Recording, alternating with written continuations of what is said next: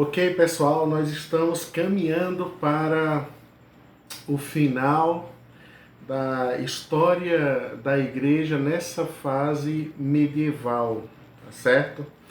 E aí o que nós temos agora é os pré-reformadores. Eu sempre falei que na história do cristianismo Deus sempre preservou os remanescentes, servos dele, que diante de toda a dificuldade que a igreja enfrenta, né, no decorrer da história e no desenvolvimento da história, sejam dificuldades morais, intelectuais, sejam dificuldades nas questões doutrinárias, certo? Relações igreja e Estado, mas Deus sempre preservou os seus. E sempre, em algum momento ou outro, esses se levantaram com uma voz de trombeta para declarar e denunciar os erros da igreja e chamar a igreja ao arrependimento. Então nós vamos ter aqui 5 movimentos, né, de pessoas, de grupos dentro da igreja, ainda nesse período medieval da igreja, que tocaram essas trombetas, né, como profetas se levantaram para combater os erros.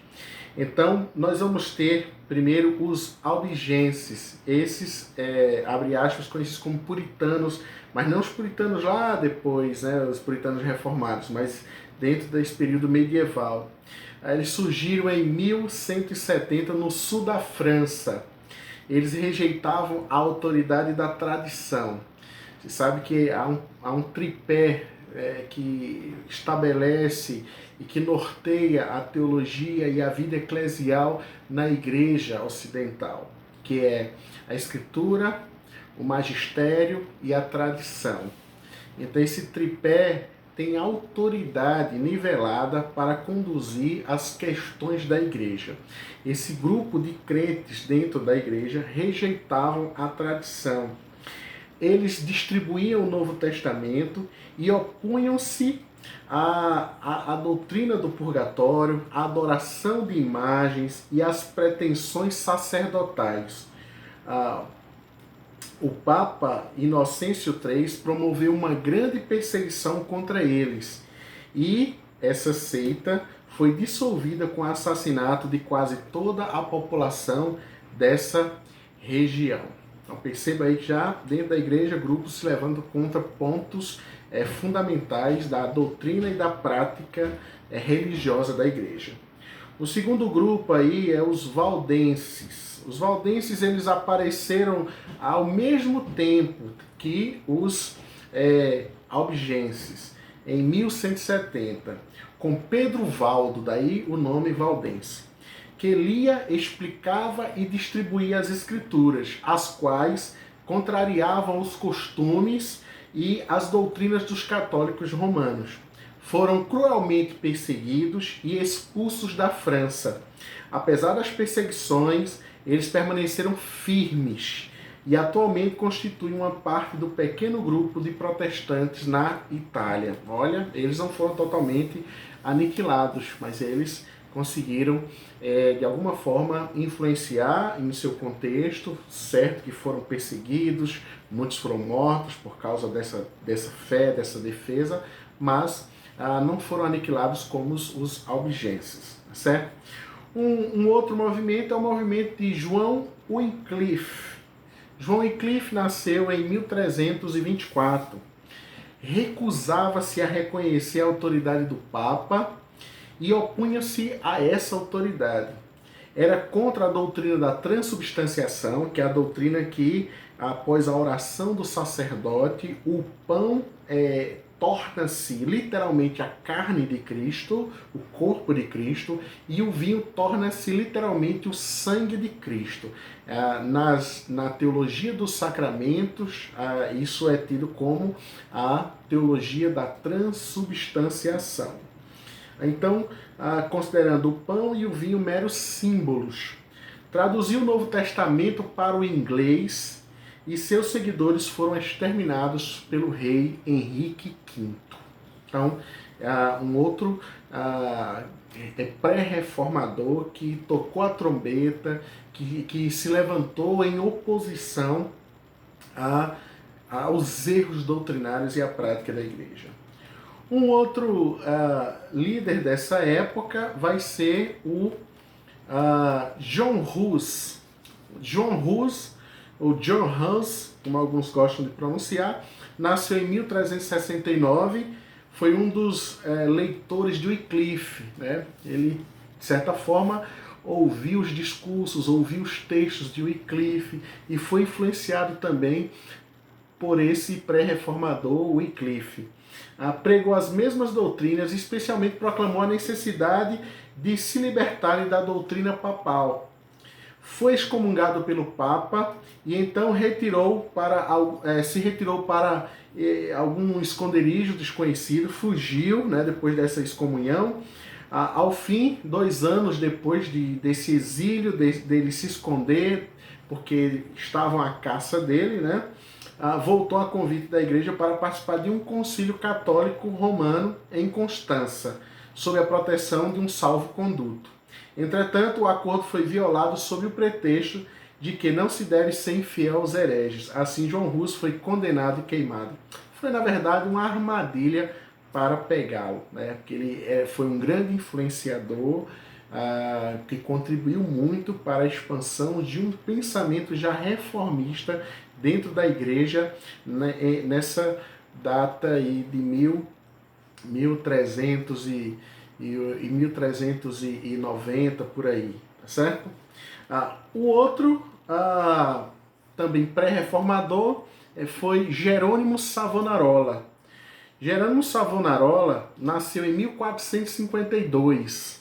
Foi monge dominicano em Florença, na grande catedral, né, a grande catedral enchia-se de multidões ansiosas, não só de ouvi-lo, mas também para obedecer aos seus ensinos. Ele era um pregador. A ordem franciscana e dominicana era uma ordem de pregadores, né, que iam por todos os lugares pregando a palavra, pregando o evangelho, superando as adversidades, enfrentando todos os obstáculos para serem boca de Deus a todos quantos eles pudessem assim alcançar. Então ele também defendeu ideias reformistas. Ele pregava contra os males sociais, os males eclesiásticos, políticos do seu tempo, os envolvimentos da igreja na política, né? Ele foi preso, condenado, enforcado e seu corpo também foi queimado na praça de Florença em 1498.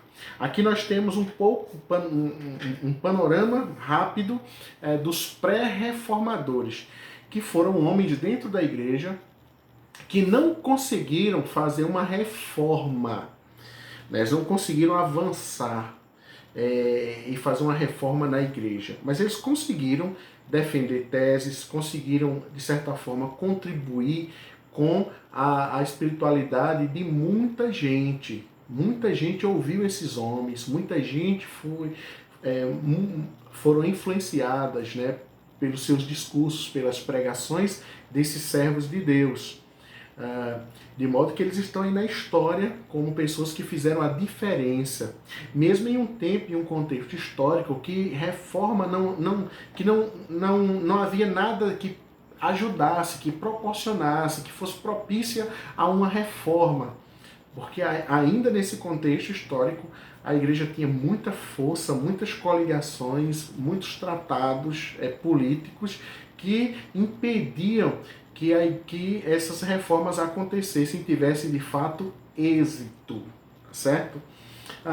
Agora eu quero falar um pouquinho sobre a queda de Constantinopla, porque a queda de Constantinopla ela vai ser para muitos historiadores como esse fim da Idade Média, né, da história cristã na Idade Média. É claro que isso não é consenso entre os historiadores, mas foi de fato um fato marcante na história do cristianismo e que está nas páginas da história do cristianismo que a gente precisa, sim, pontuar, falar um pouquinho, né? Então, a queda de Constantinopla. O que vai acontecer? Vocês sabem, Constantinopla é a capital do Império Bizantino, né? Do Império chama de Império Romano, mas é o Império Bizantino, né? Que Constantino tinha mudado de Roma para Bizâncio, e aí essa cidade foi apelidada de Constantinopla, e então, durante todos esses séculos, houve sempre imperadores governando nessa capital e também governando a Igreja Oriental. O que vai acontecer então? É que agora essa cidade ela vai cair, né? E vai acabar agora a Igreja Oriental como se conhecia antigamente, assim como caiu Jerusalém, como caiu Antioquia, como caiu Alexandria, e tinha ficado com as invasões muçulmanas somente Constantinopla, né, aguentando esse tempo todo. Agora ela vai sofrer o baque. Então, em 1453, foi assinalada como linha divisória entre os tempos medievais e os tempos modernos, né? Província após província do grande império de Constantinopla foram tomadas, até ficar somente a cidade de Constantinopla, que finalmente em 1453 foi tomada pelos turcos sob as ordens de Maomé II. Né? Maomé II era um líder muçulmano. O templo foi transformado em mesquita. O grande templo, né, que está a atual Istambul, né, é a antiga Constantinopla. E o Templo de Sofia, né, em Constantinopla, atual Istambul, agora é uma grande mesquita muçulmana. Tornou-se a capital do Império Turco e assim terminou também o período da Igreja Medieval. Então, alguns historiadores colocam aqui como um marco, né? Um marco divisório entre esse período medieval e o período, então, chamado período moderno. Vamos fazer, então, um resumo da apostasia da igreja cristã durante todo esse período medieval. Mencionaremos algumas das doutrinas que não têm apoio nas escrituras sagradas e quando elas foram implantadas na igreja. Então, nós vamos ver ano e doutrina. Em 310, reza pelos defuntos. Em 320, uso de velas como meio de graça, como meio de ser abençoado, de ser ouvido. Em 375, culto dos santos. Em 431, culto à Virgem Maria. Em 503, obrigatoriedade de se beijar os pés do Papa. Em 850, uso da água benta. Em 993, canonização dos santos. Em 1073, celibato sacerdotal impositivo. Em 1184, instituição da Santa Inquisição, que perseguia aqueles que a igreja considerava hereges. Em 1190, venda de indulgências. Em 200, em 1200, substituição do pão pela hóstia. Em 1215, o dogma da transubstanciação, aquilo que eu falei um pouquinho atrás. Em 1229, proibição da leitura da Bíblia. Em 1316, instituição da reza à Ave Maria. Em 1546, introdução dos livros apócrifos, isso já é depois da Reforma Protestante. Em 1870, dogma da infalibilidade papal. Em 1950, a doutrina da Ascensão de Maria. Então aqui são algumas informações sobre acréscimos de doutrinas, de dogmas como espiritualidade da igreja que não tinham respaldo nas escrituras sagradas, tá certo? E aí, queridos alunos da FATO, Faculdade de Teologia Universal, aqui do Vale do São Francisco, coordenada e conduzida na direção diretor local Wesley, nós chegamos então ao fim da nossa disciplina História do Cristianismo, tá certo? Porque eu creio que a reforma protestante será dada talvez em uma disciplina só sobre a reforma ou uma outra fase da história da igreja, tá certo? E aí, se assim for, nós estaremos com vocês para ministrar essa aula sobre a Reforma Protestante e a Igreja Moderna, a Igreja Pós-Moderna, a Igreja dos nossos dias. Tá certo? Mas aqui fechamos a história da Igreja medieval, esses 10 séculos, esses 1000 anos de desenvolvimento da Igreja cristã, sua relação com o Estado, né? Tanto é que existe um livro editado pela editora Cultura Cristã, publicado pela editora Cultura Cristã, que o título é Os Dois Reinos, né? Porque ao longo de toda a história do cristianismo, essa relação da igreja com o Estado com a igreja, né? Os grandes debates, os desafios, né? O poderio dos reis, o poderio dos papas, o enfraquecimento dos reis, o enfraquecimento do papado, e aí vai o desenvolvimento então da igreja durante todos esses séculos, como aqui nós pudemos, de forma panorâmica, expor para vocês. Eu espero que vocês não tomem só essas aulas como base para o aprendizado de vocês, mas como um pontapé para a pesquisa, para o estudo, para o aprofundamento, para a leitura. Por isso, mais uma vez, eu quero reforçar que vocês adquiram bons livros, né? Então nós temos Documentos da Igreja Cristã, do H. Benson, um excelente livro com fontes primárias de várias épocas do cristianismo, que nos ajudam, que ajudam o leitor, né, a conhecer muito mais de forma profunda a história do cristianismo. Nós temos aqui o livro A Igreja Cristã, do Robert Nichols. É um livro muito bom, tem uma boa didática, que trabalha toda a história até os nossos dias, muito importante, também aconselho vocês a adquirirem. Temos aqui também os livros do Justo Gonzalez. Na verdade são 10 volumes, aqui eu só tenho 3, mas são 10 volumes que expõe ou fala da história do cristianismo de forma ilustrada, mas com muita propriedade, objetividade, com uma didática muito boa e que certamente vai contribuir no aprendizado de vocês. Além desses, tem Cristianismo através dos Séculos. É um livro muito bom que também narra a história do cristianismo de forma muito profunda. Tem também Os Dois Reinos, da editora Cultura Cristã, como já mencionei aqui, vale a pena você adquirir, né?